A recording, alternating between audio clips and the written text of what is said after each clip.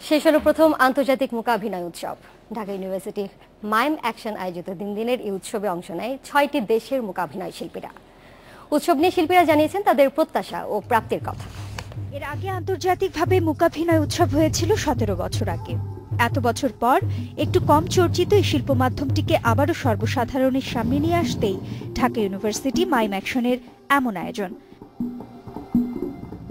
উৎসবে দর্শকের দারুণ সাড়া পাওয়ায় আয়োজকদের প্রত্যাশা বেড়ে গেছে অনেক। পরের বার এই উৎসব আয়োজিত হবে সরকারি পৃষ্ঠপোষকতায়। আয়োজকদের উৎসবের প্রথম দিনেই জানিয়েছেন সংস্কৃতি মন্ত্রী।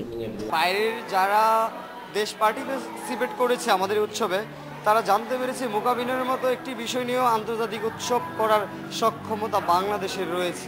সেই সাথে এই উৎসবটিতে দেশ এবং দেশের বাইরের মোট ১৭টি দল পার্টিসিপেট করেছিল।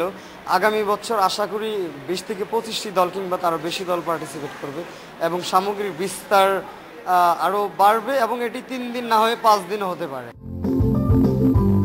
এদেশের মূকাভিনয় শিল্পীদের মতে নিজস্ব মূকাভিনয় আঙ্গিক তৈরির ক্ষেত্রে ভূমিকা রাখবে এই উৎসব। এখানে কর্মশালা হয়েছে, মূকাভিনয় প্রতিযোগিতা হয়েছে, সেমিনার হয়েছে, মুক্ত আলোচনা হয়েছে।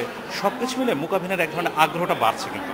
এবং আমরা বাংলাদেশ মূকাভিনয় ফেডারেশন তৈরি করেছিলাম, আমরা যে উদ্দেশ্যে তৈরি করেছিলাম, অর্থাৎ সবার মধ্যে একটা সম্পর্ক তৈরি হোক, ধারণাগুলো আমরা বিনিময় করি এবং নিজস্ব মূকাভিনয় আঙ্গিক কিছু হতে পারে কিনা সেই চেষ্টা চালিয়ে যাব, সেই গবেষণা। এই উৎসবটি সেই জায়গায় একটা বড় ভূমিকা রাখবে বলে আমি মনে করি। ৩ দিনের উৎসবে মূকাভিনয় ছাড়াও আয়োজিত হয় সেমিনার, আলোচনা ও পুরস্কার প্রদান। অংশ নেয় বাংলাদেশ সহ জাপান, ভারত, শ্রীলঙ্কা, নেপাল ও ভুটানের মোট ১৭টি দল। Tabina Shabnam, independent news, Dhaka.